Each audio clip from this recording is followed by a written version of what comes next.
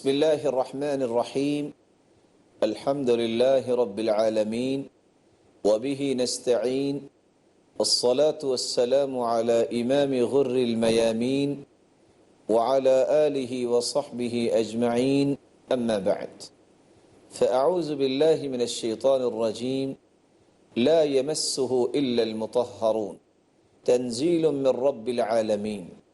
ناظرین کرام، گزشتہ سے پیوستہ پچھلے درس میں ہم نے قرآن مجید کے آداب کے متعلق گفتگو کی اور ہم نے یہ بیان کیا تھا کہ قرآن مجید عظمت اور تقدس اور جلالت والی کتاب ہے۔ اس کتاب کو پڑھنے کے لیے، سمجھنے کے لیے، عمل کے لیے اور اس کتاب کے پیغامات کو آگے پہنچانے کے لیے اللہ تعالیٰ نے نازل کیا ہے۔ اس کے بطور تکیہ بنانا اور اس پر ٹیک لگانا جائز نہیں ہے۔ قرآن مجید کا اگلا ادب جو 11واں ادب ہے کہ قرآن مجید کی طرف پاؤں کا رخ نہ کیا جائے۔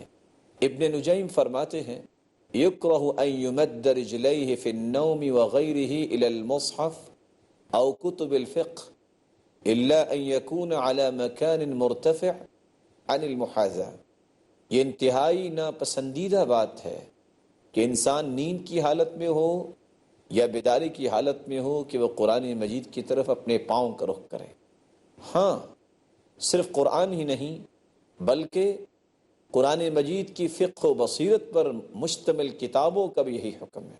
ہاں، اگر انسان اس کو بلند جگہ پہ رکھ دیتا ہے اور سویا ہوا ہے جو اس کے پاؤں کے برابر نہیں بلکہ بلند ہے تو پھر اس میں کوئی حرج نہیں۔ اور امام حجاوی فرماتے ہیں وَيُكْرَهُ مَدُّ الرِّجْلَيْنِ إِلَى جِهَتِهِ أي الْمُصْحَفِ وَفِي مَعْنَاهُ اسْتِدْبَارُهُ وَتَخَطِّي۔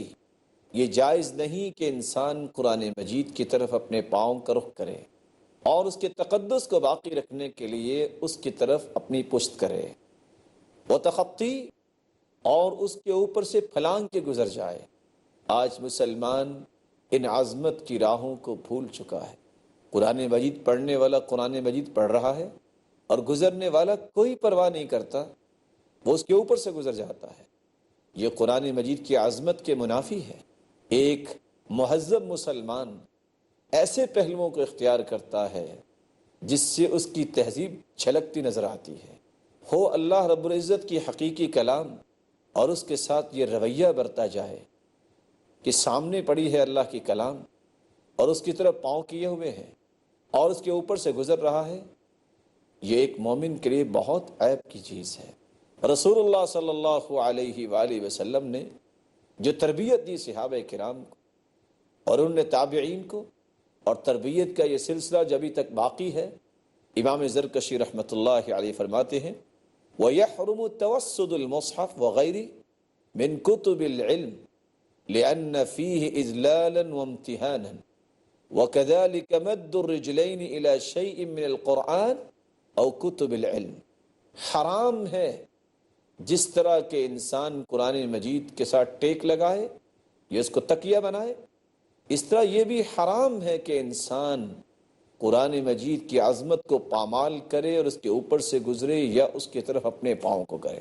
اور امام محمد بن عبد الوہاب رحمۃ اللہ علیہ فرمایا کرتے تھے وَلَا يَجُوزُ اسْتِدْبَارُهُ او مد الرجل الیہ ونحو ذلك مما فیہ ترک تعظیم۔ قرآن مجید کی طرف پشت کرنا اور اس کی طرف پاؤں کرنا یہ جائز نہیں ہے، بلکہ ہر وہ پہلو جس سے اس کی عظمت میں خلل آئے ان پہلوؤں سے مسلمان کو بچنا چاہیے۔ قرآن مجید کا 12واں پہلو یہ ہے کہ قرآن مجید کے اوپر کوئی کتاب نہ رکھی جائے۔ سب سے بلند کتاب یہ ہے۔ علامہ سعدی رحمۃ اللہ علیہ فرماتے ہیں وَإِنَّهُ فِي أُمِّ الْكِتَابِ لَدَيْنَا لَعَلِيٌّ حَكِيمٌ، یقیناً یہ کتاب لوح محفوظ میں ہے، ہمارے نزدیک بلند مرتبہ اور حکمت والی کتاب ہے۔ اس آیت کی تفسیر میں فرماتے وَإِنَّهُ، یعنی یہ کتاب قرآن مجید لدینا، ملکوتی مخلوق کے ہاں اعلیٰ بھی ہے، افضل بھی ہے اور افضلیت کے مرتبے پر فائز ہے۔ لعلی حکیم، یہ قرآن مجید اپنی قدر و منزلت اور شرف و مقام اور محل کے اعتبار سے بلند اور حکمت والا ہے۔ تو قرآن مجید اگر منزلت، شرف و مقام اور محل کے اعتبار سے بلند ہے تو پھر اس کی بلندی کا تقاضا یہ ہے کہ وہ سب سے اوپر ہو، اس کے اوپر کوئی چیز یا کوئی علمی کتاب بھی نہیں رکھنی چاہیے۔ اگر قرآن مجید پر کوئی علمی کتاب نہیں رکھی جا سکتی کیونکہ سب سے بڑا علم قرآن مجید میں ہے، وہ سب سے بلند ہونا چاہیے، تو عام کتاب یا کوئی عام چیز اس پر کیسے رکھی جا سکتی ہے؟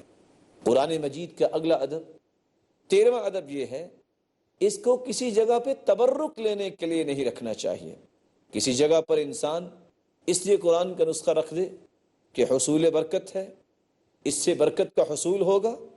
اہل علم اس بات کو سمجھتے ہیں اور وہ بیان کرتے ہیں کہ کم علم لوگ گھر میں یا سواری میں یا دکان میں مانے حوادث یا دوری شیطان کی نیت سے، یہ نظر بد سے بچنے کے لیے یا طلب رزق کے لیے قرآن مجید کا نسخہ رکھ لیتے ہیں جس کی کوئی دلیل نہیں، اور علماء یہ کہتے ہیں کہ یہ پہلو بھی بدعت ہے۔ شیخ ابن باز رحمۃ اللہ علیہ جب ان سے اس مسئلے کے متعلق دریافت کیا گیا تو انہوں نے یہ بیان کیا تھا، فَأَمَّا إِذَا كَانَ الْمَقْصُودُ اعتبارها حرزا من الشياطين أو الجن فلا أعلم لهذا أصلا، وهكذا وضع المصحف في السيارة للتبرك بذلك ليس له أصل وليس بمشروع، أما إذا وضعه في السيارة ليقع فيه بعض الأحيان أو ليقع فيه الركاب فهذا طيب ولا بأس۔ جب انسان اس مقصد کے لیے کہ شیطانوں اور جنوں سے پناہ مل جائے گی اگر میں قرآن کا نسخہ اس جگہ پہ رکھتا ہوں، تو اس بارے میں کوئی دلیل وارد نہیں ہوئی۔ اسی طرح اگر انسان برکت کے حصول کے لیے گاڑی میں رکھتا ہے قرآن مجید تو یہ بھی مشروع نہیں۔ ہاں اگر اس نیت سے قرآن مجید اپنی گاڑی میں رکھتا ہے کہ چلو جب فارغ وقت ملے گا تو میں قرآن کی تلاوت بھی کر لوں گا، یا میرے ساتھ کوئی بیٹھنے والے کو اگر شوق ہوگا تو میں اس کو دے دوں گا کہ وہ قرآن کی تلاوت کر لے، تو اس بات میں کوئی حرج نہیں۔ قرآن مجید کا اگلا ادب، 14واں ادب یہ ہے کہ قرآن مجید کو جب پڑھا جائے تو خوش الحانی سے پڑھا جائے، خوبصورت آواز سے پڑھا جائے۔ رسول اللہ صلی اللہ علیہ وسلم نے فرمایا، زین القرآن باصواتکم فإن الصوت الحسن یزید القرآن حسنا۔ قرآن مجید کو اپنی آوازوں سے دلکش بناؤ، بے شک اچھی آواز قرآن مجید کے حسن میں اضافے کا باعث ہے۔ رسول اللہ صلی اللہ علیہ وسلم نے اس لیے فرمایا، زین القرآن باصواتکم، تم اپنی آوازوں سے قرآن مجید کو زینت دیا کرو۔ اور عبداللہ ابن مسعود رضی اللہ تعالی عنہ فرمایا کرتے تھے، حسن الصوت زینت القرآن، اچھی آواز قرآن مجید کی زینت ہے۔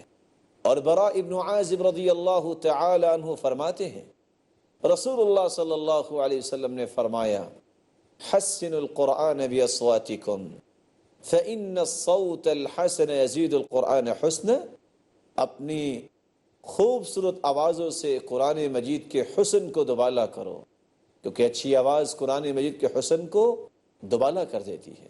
اور رسول اللہ صلی اللہ علیہ وآلہ وسلم کے صحابی براء ابن عازب رضی اللہ تعالی عنہ ہی فرماتے ہیں، سمعت رسول اللہ صلی اللہ علیہ وسلم قرأ فی العشاء بالتین والزیتون، عشاء کی نماز اللہ کے رسول صلی اللہ علیہ وسلم نے پڑھائی اور آپ نے والتین والزیتون وطور سینین اس سورت کی تلاوت فرمائی، فما سمعت احدا احسن صوتا منه، میں نے آج تک اتنی خوبصورت آواز کسی کی سنی نہیں ہے۔ رسول اللہ صلی اللہ علیہ وسلم کے صحابی فضالہ بن عبید رضی اللہ تعالی عنہ فرماتے ہیں کہ رسول اللہ صلی اللہ علیہ وسلم نے فرمایا، للہ اشد اذنا الى الرجل حسن الصوت بالقرآن من صاحب القینۃ الى قینتی، اللہ جل شانہ دلکش آواز سے قرآن مجید پڑھنے والوں کو اتنا زیادہ سنتے ہیں، اتنا تو موسیقی والا موسیقی کو نہیں سنتا۔ رسول اللہ صلی اللہ علیہ وسلم نے جب اپنے صحابی ابو موسیٰ اشعری کی خوبصورت آواز سنی تو فرمایا لقد اوتی مزمار من مزامیر آل داود، یہ شخص تو داود علیہ السلام کی بانسریاں دیا گیا ہے۔ اور صحابی کہتے ہیں میں نے اللہ کے رسول صلی اللہ علیہ وسلم سے گزارش کی اگر مجھے پتہ چل جاتا کہ آپ میری آواز سن رہے ہیں لحبرتہ لک تحبیرا، میں اور خوبصورت آواز سے اس کو پڑھتا۔ رسول اللہ صلی اللہ علیہ وسلم کے صحابی ابو موسیٰ اشعری اتنا پیارا قرآن مجید پڑھتے، عمر رضی اللہ تعالیٰ عنہ جب ان کو دیکھتے تو کہتے ذکرنا ربنا یا ابا موسیٰ فیقرأ عندہ، اے ابو موسیٰ قرآن کی تلاوت کیجئے، ہمیں ہمارے رب کی یاد تازہ کیجئے، ہمیں ہمارے رب کی یاد دلائیے۔ رسول اللہ صلی اللہ علیہ وآلہ وسلم نے صحابہ کرام کو یہ ذوق دیا، چنانچہ عمر رضی اللہ تعالی عنہ آپ اس نوجوان کو نماز کے لیے مقدم کرتے جس کی آواز خوبصورت ہوتی تھی۔ اللہ رب العزت سے دعا ہے اللہ رب العزت ہمیں ان آداب کا خیال رکھنے کی توفیق عطا فرمائے۔ ناظرین کرام، ابھی چند لمحات کا وقفہ ہوگا، وقفے کے بعد ہم دوبارہ آپ کی خدمت میں حاضر ہوں گے۔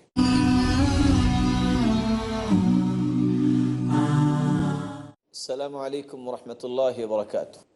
ناظرین کرام، وقفے سے پہلے ہم یہ بات بیان کر رہے تھے کہ قرآن مجید کا ادب یہ ہے کہ اس کو خوبصورت انداز سے پڑھا جائے، خوبصورت انداز، اچھی آواز سے، بغیر کسی تکلف اور تصنع کے، اور اپنے اوپر خشیت کو طاری کر کے پڑھا جائے اور معانی پہ غور کرتے ہوئے قرآن مجید کی تلاوت کی جائے۔ رسول اللہ صلی اللہ علیہ وسلم نے فرمایا تھا ان من احسن الناس صوتا بالقرآن الذي اذا سمعته يقرأ رأيت انه يخشى اللہ، سب سے خوبصورت آواز سے پڑھنے والا وہ انسان ہے جب قرآن پڑھ رہا ہو تو محسوس ہو رہا ہو کہ اللہ سے ڈر رہا ہے اور اس کے دل میں خشیت ہے۔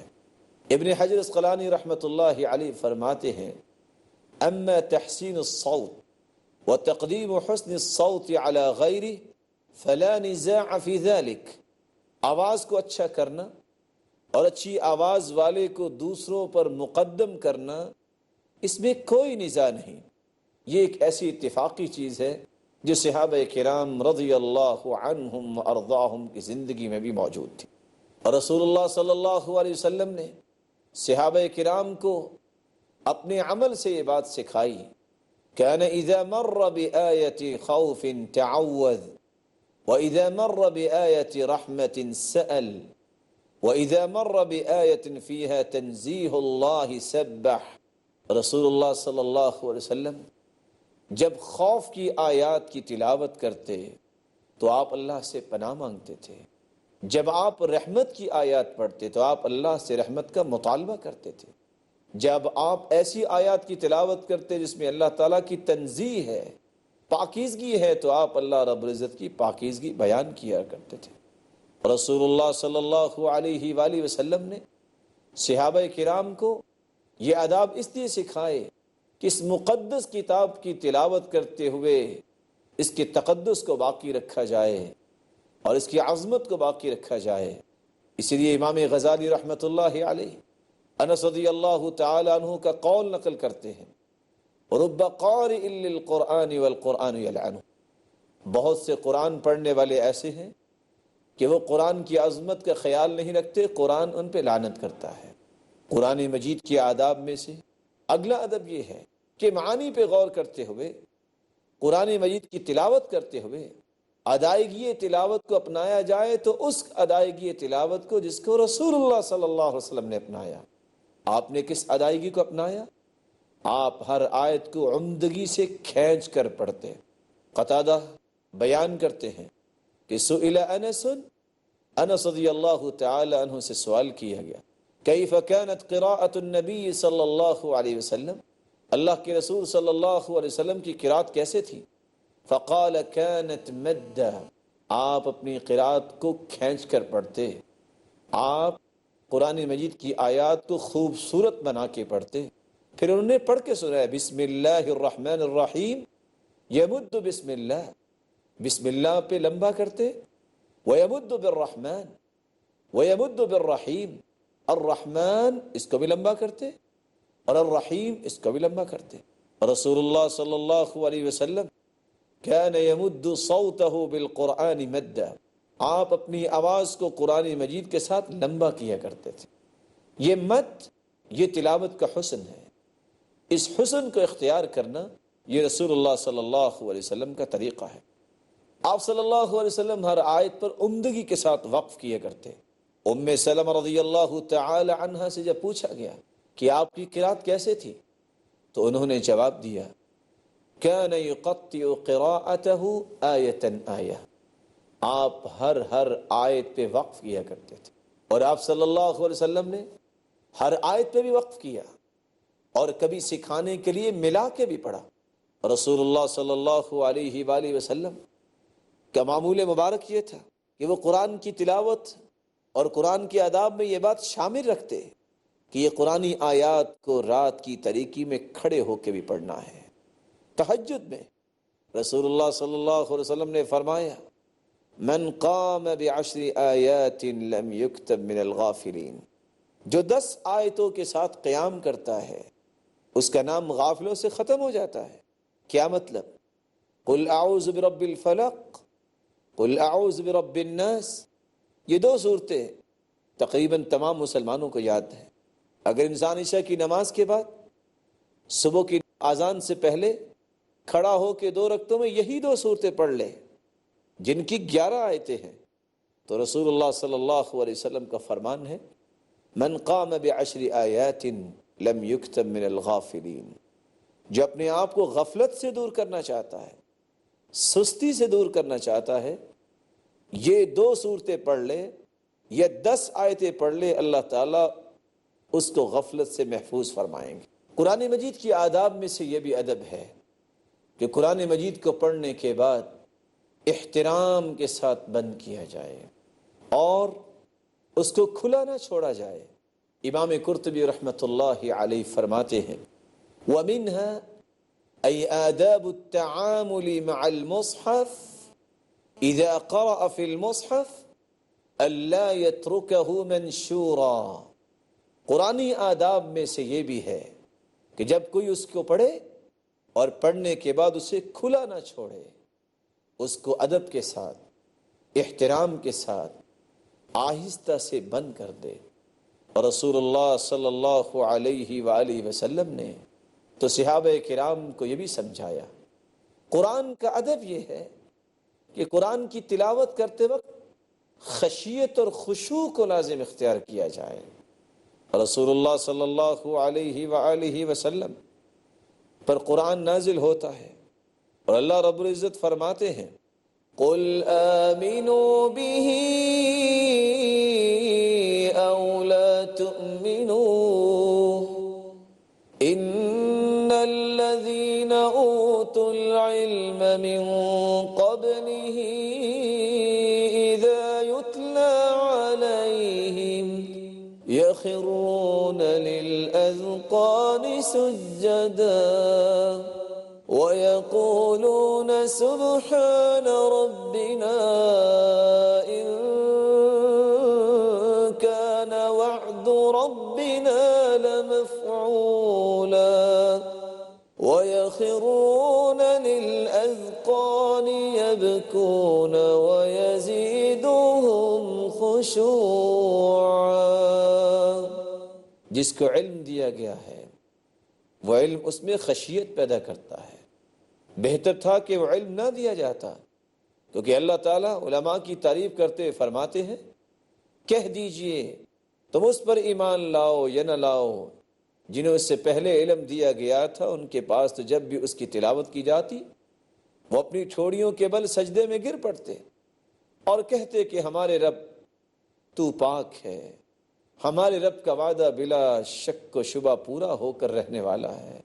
رسول اللہ صلی اللہ علیہ وسلم پر قرآن نازل ہوا، وَإِذَا سَمِعُوا مَا أُنزِلَ إِلَى الرَّسُولِ تَرَى أَعْيُنَهُمْ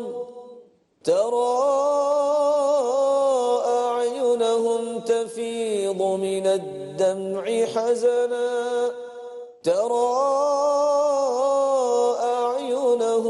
تفيض من الدمع مما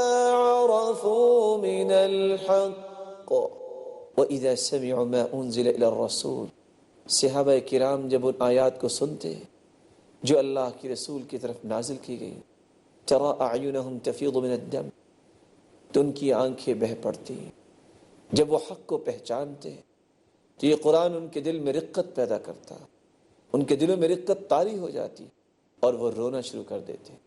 اس لیے عمر بن عبدالعزیز رحمۃ اللہ علیہ کہا کرتے تھے، لوگو تم قرآن سنتے ہو اور تمہیں رونا نہیں آتا، عالجو قلوبکم، تم اپنے دلوں کا علاج کرواؤ، تمہارے دل بیمار ہیں.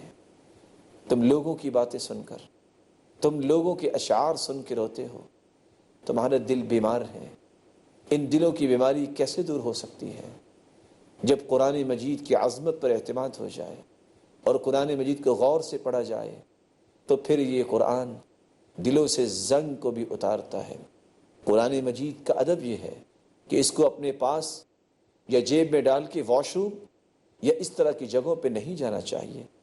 اس لیے علی بن سلیمان المرداوی بیان کیا کرتے تھے، اما دخول الخلاء بمصحف من غیر حاجہ فلا شک تحریمہ قطعا.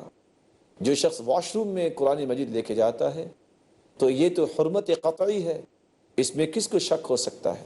ولا يتوقف في هذا عاقل، اور کوئی عقل مند بھی اس میں توقف نہیں کرتا، یہ تصور نہیں کرتا کہ انسان اللہ کی پاکیزہ کلام کو جان بوجھ کر واش روم یا ایسی جگہوں پہ لے جائے جہاں قرآن مجید کا تقدس پامال ہو، اس کی عظمت میں خلل آئے.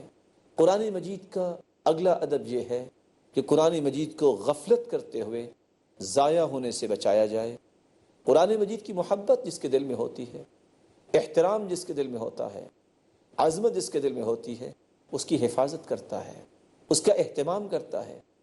لیکن آج مسلمان اس قرآن کی عظمت کو بھول گئے.